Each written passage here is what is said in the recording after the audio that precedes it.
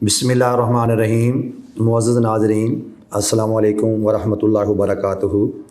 मैं हकीम मोहम्मद रमज़ान सदीकी अपने चैनल दारुश्शफ़ा के साथ हाज़िर खिदमत हूँ।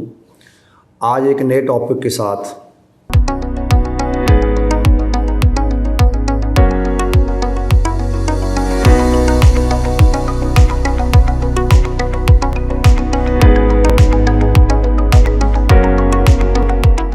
आज मेरा टॉपिक है खसरा। नाज़रीन, आप जानते हैं ये एक मुतअद्दी और ख़तरनाक बीमारी है। इसका आम तौर पर जो हमला होता है वो 5 साल से कम उम्र के बच्चों पर, लेकिन इससे ज़्यादा उम्र के लोगों पर भी ये अटैक कर जाता है। कहते हैं कि उम्र में हर शख्स को एक बार खसरा ज़रूर होता है।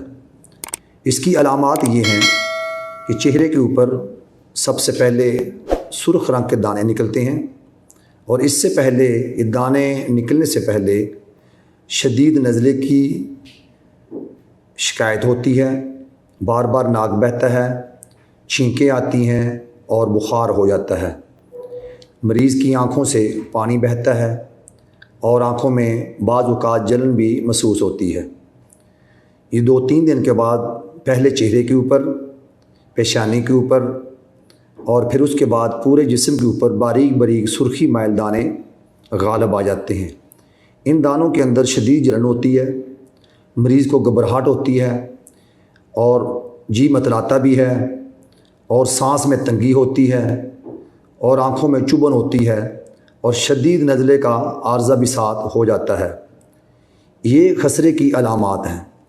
ये खसरा आम तौर पर छींकने से और खांसी के साथ एक दूसरे मरीज़ को फैल जाता है। इसलिए इसकी एहतियातें ज़रूरी हैं, चूँकि खसरा जानलेवा भी हो सकता है। बहुत सारे मरीज़ ख़तरनाक हद तक इसमें मुब्तला हो जाते हैं, क्योंकि बच्चों की क़ुव्वत मुदाफ़त कम होती है और वो कमज़ोरी की बेस पर हलाकत भी हो सकती है। इसलिए इसका आगाज़ साल के 2 माह में ज़रूर होता है, शुरू गर्मी में और शुरू सर्दी में। तो खसरा के अंदर जो एहतियातें हैं वो बहुत ज़्यादा हैं। इसकी थोड़ी सी एहतियात करने के बाद इस मूज़ी मर्ज़ से बचा जा सकता है। नाज़रीन, आम तौर पर देखा गया है कि कभी कभार जो खसरा है ये फेफड़ों पर अटैक करता है, जिससे नमूनिया हो जाता है। शदीद नमूनिया के साथ साथ फिर पेचिश शुरू हो जाती है, और खसरा कभी कभार क़ुव्वत मुदाफ़त ख़त्म कर देता है। इसके अलावा खसरा दिमाग को भी बहुत मुतासर करता है, जिससे गर्दन तोड़ बुखार हो जाता है, और जब गर्दन तोड़ बुखार हो जाए तो फिर मौत भी वाक़या हो सकती है। इसलिए इसके बचाव के लिए एहतियातें करना बहुत ज़रूरी है, और इससे बचना आम तौर पर थोड़ी सी एहतियात अगर कर ली जाए तो काफ़ी हद तक बचा जा सकता है। वैसे तो खसरा हर इंसान को होता है, बाज़ को बचपन में, बच्चे चूँकि ज़्यादा मुतासर होते हैं इसके अंदर, और बाज़ को बड़ी उम्र के अंदर भी ये आर्ज़ा ज़रूर होता है। अब मैं आता हूँ इसके एहतियात के ऊपर। नाज़रीन, जैसा कि मैंने पहले बताया कि खसरा के अंदर 3 चीज़ें मुतासर होती हैं, सांस और क़ुव्वत मुदाफ़त, और इसके अलावा दिमागी तौर पर इससे इंसान मुतासर होने का ख़तरा होता है।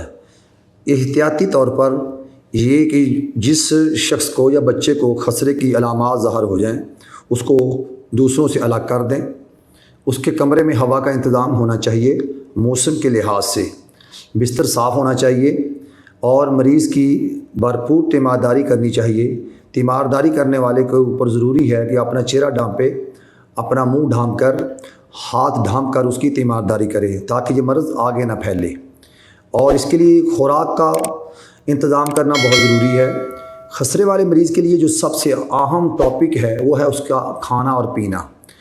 लोग ये एहतियात करते नहीं हैं। इसके लिए जितना साठ जो खसरे के अंदर बाहर दाने होते हैं और उसमें जलन होती है, इससे डबल जलन उसके अंदर भी होती है। इसलिए एक ज़रूरी पॉइंट है जो बहुत पते की बात है कि जिस बच्चे को या बंदे को या बड़े को खसरे की अलामत पाई जाए, रोटी बंद कर देनी चाहिए उसकी, और मिर्च मसाला तो बिलखसूस قریب بھی نہ آنے پائے، اس کا سالن بند کر دیں، اس کی چائے بند کر دیں، صرف ڈبل روٹی یا دلیا یا سابودانہ وغیرہ نرم غذا کے اوپر ہی اتفاق کرنا چاہیے، اس سے بہت معاون ملتی ہے۔ اب ناظرین میں آتا ہوں اس کے علاج۔ خسرے کا علاج طب یونانی کے اندر بہت اکثیر ہے اور بہت آسان ہے اور 100% افیکٹو ہے اور بہت سستا علاج ہے اور کامیاب علاج ہے۔ ناظرین اس کے علاج میں جو سب سے بہترین چیز ہے وہ ہے عرق گاؤزبان۔ جتنی ضرورت ہے وہ لے لیں، عام طور پر بڑا اگر آدمی ہے تو اس کے لیے 5 بوتل یا اس سے بھی زیادہ عرق گاؤزبان اچھے والا ہو، وہ ایک کھلے برتن میں ڈال لیں، اس کے اندر 50 گرام اوناب ڈال لیں، آپ ثابت ہی، اس کو کوٹنا نہیں ہے۔ خوب کلاں ایک چھوٹے بیج خاکسی کلر کے ہوتے ہیں، خوب کلاں کے نام سے ہوتے ہیں، خوب کلاں ڈال لیں اور ایک سٹانگ اس کے اندر منقع ڈال لیں۔ آپ خوب کلاں کو پہلے صاف کر لیں، مٹی اور خاکے کے ساتھ صاف کر لیں، یہ 3 چیزیں اس کے اندر بھگو دیں، اس کو ابالنا نہیں ہے، تازہ ہی رکھنا ہے۔ مریض کو بار بار عمر کے حساب سے یہ عرق گاؤزبان ہی پلانا ہے۔ تو میرے تجربے کے مطابق اگر یہی چیز اس کو پلائی جائے اور اس کے بستر کے اوپر بھی جو خوب کلاں ہے اس کو بچھا دیا جائے، بستر اس کا صاف ہونا چاہیے، تو خوب کلاں بہت معاونت کرتی ہے اس کی جلن کے اندر بھی اور مرض کی شدت کو کنٹرول کر لیتی ہے۔